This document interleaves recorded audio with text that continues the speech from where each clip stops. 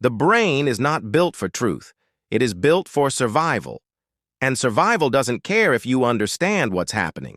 It only cares that you act fast, stay safe, and repeat what worked before. Most of what you believe is a decision you think you made. Before we dive in, if you love psychology content, you'll want to subscribe because I break down one mind-blowing topic like this every single day. But the choice was already written before you felt it arrive.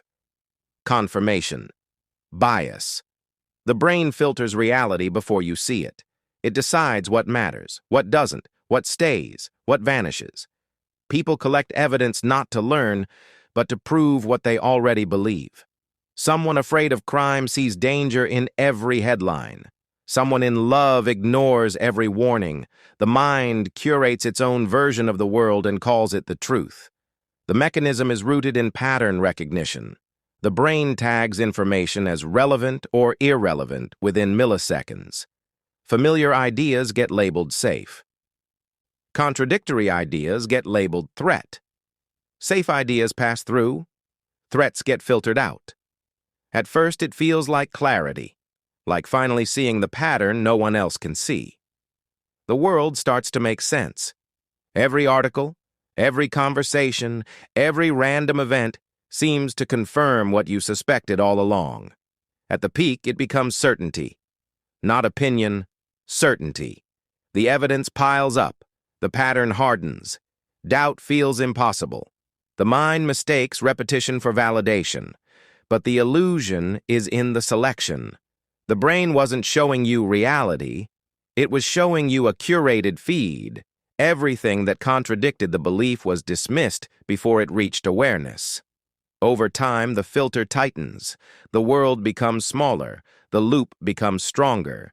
New information stops arriving.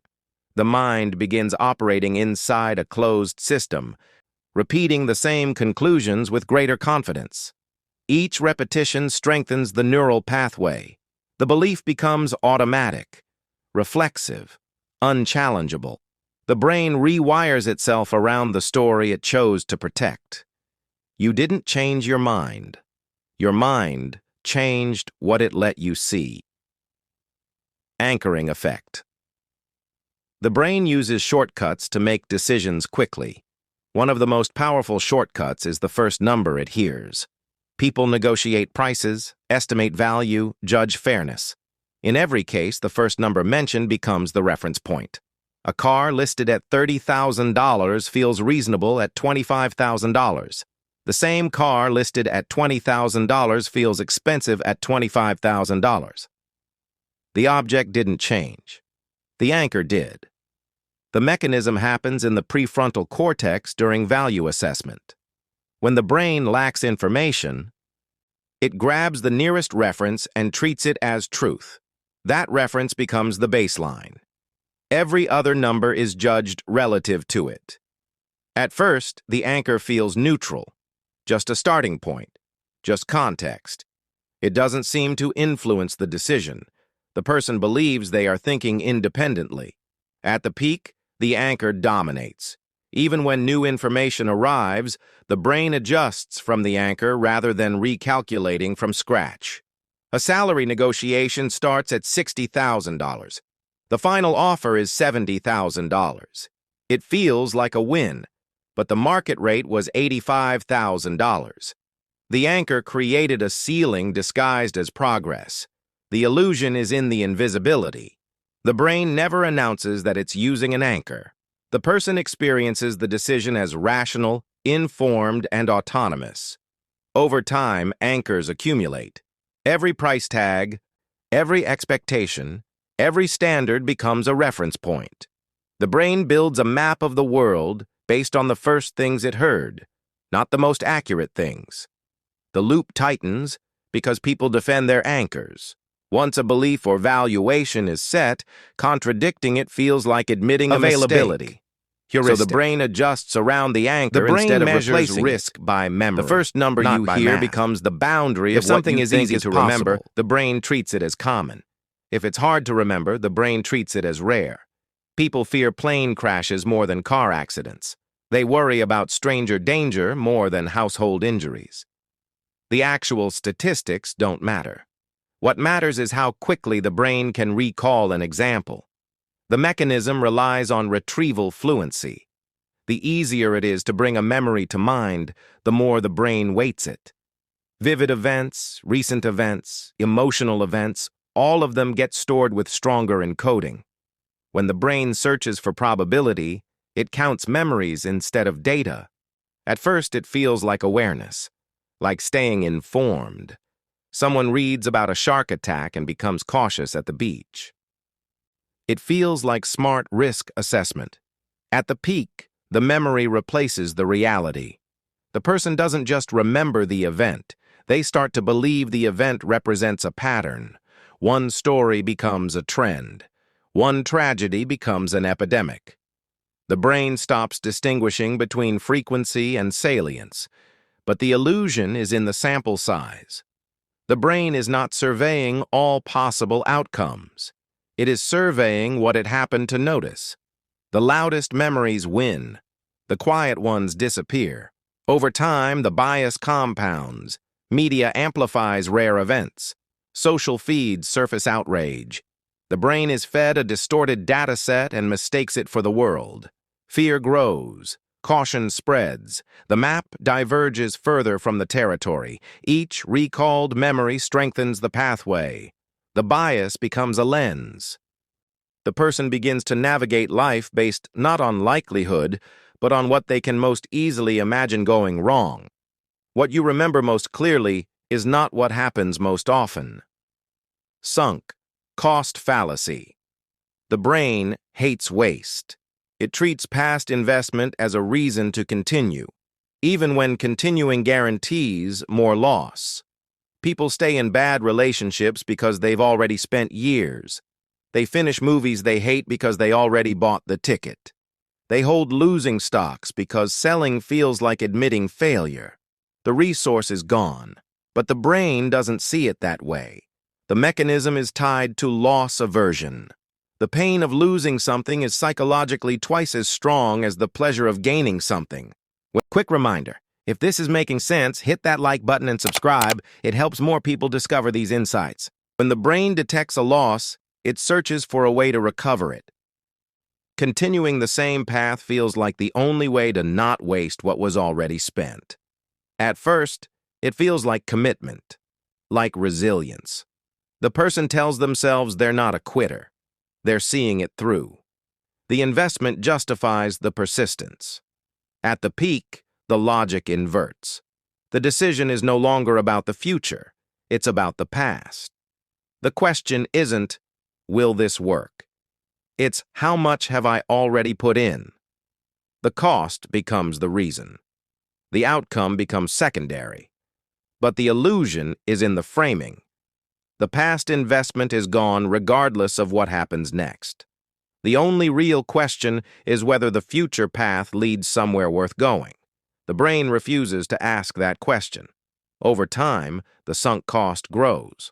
The longer someone persists, the harder it becomes to stop. The investment becomes identity.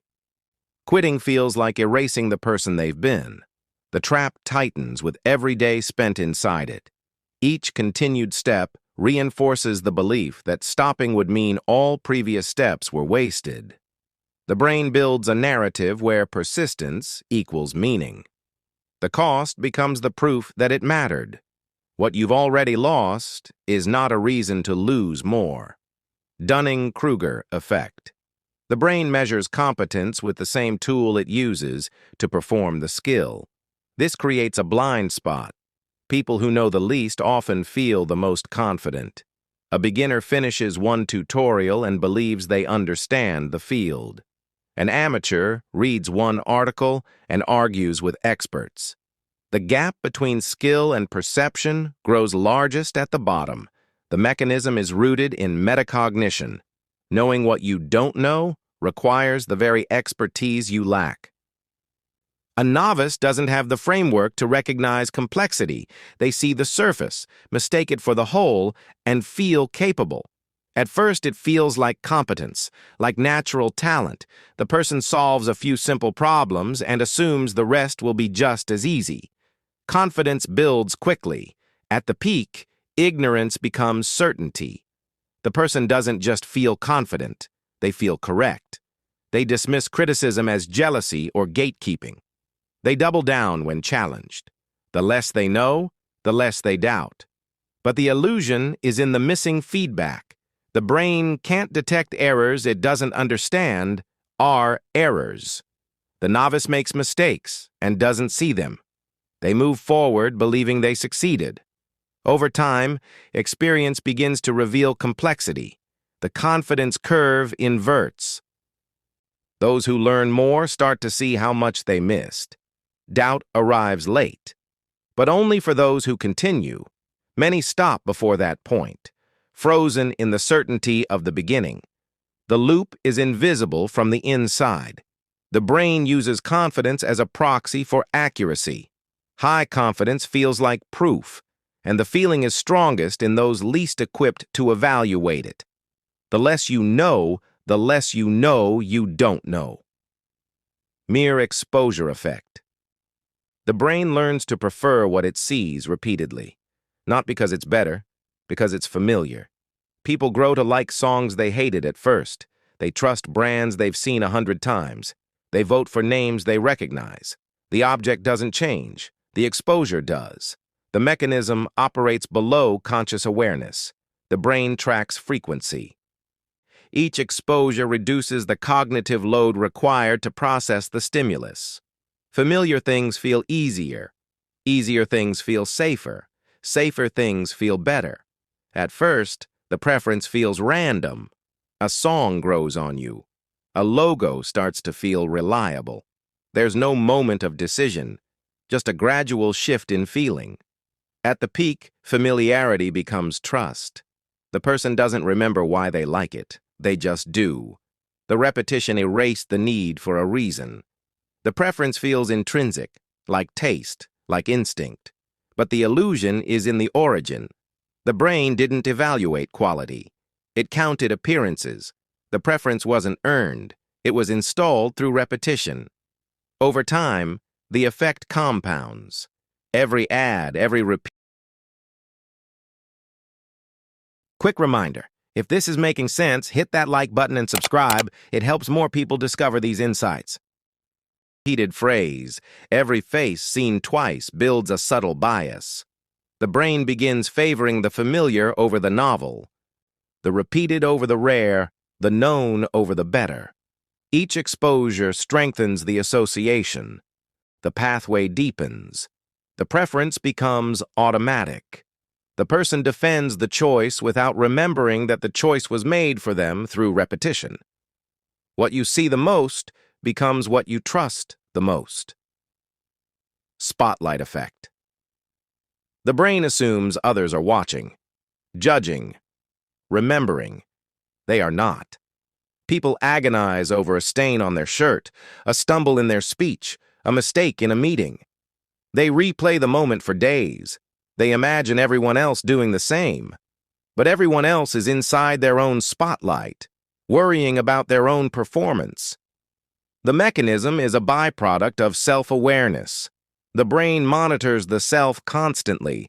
It tracks errors, evaluates performance, anticipates judgment. This internal monitoring feels so intense that the brain projects it outward. It assumes others are watching with the same focus. At first, it feels like social awareness, like appropriate caution. The person adjusts their behavior to avoid embarrassment. They rehearse what to say. They worry about how they're perceived. At the peak, the spotlight becomes paralyzing. Every action feels observed. Every word feels judged. The person begins performing for an audience that isn't watching. Anxiety builds around imagined scrutiny. But the illusion is in the asymmetry. The brain experiences its own thoughts in high definition.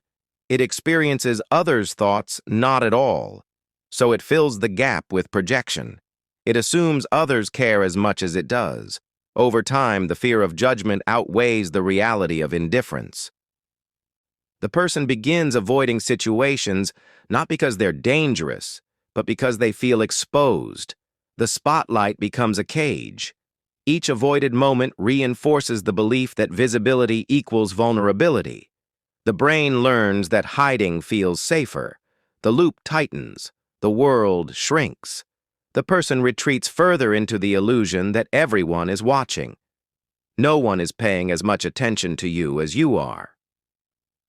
Recency bias. The brain weights recent events more heavily than distant ones. Not because they're more important, because they're easier to access. People judge the economy by last month's headlines. They evaluate relationships by the most recent argument. They assess risk by the last disaster they heard about. The pattern is ignored. The moment defines the whole. The mechanism is tied to memory decay. Recent memories are vivid, detailed, emotionally charged. Older memories fade, lose detail, blend together. When the brain makes a judgment, it pulls from what's readily available. What's recent dominates. At first, it feels like staying current, like being informed by the latest information. The person believes they're adapting to new data. At the peak, the recent becomes the only. A bad week feels like a bad year.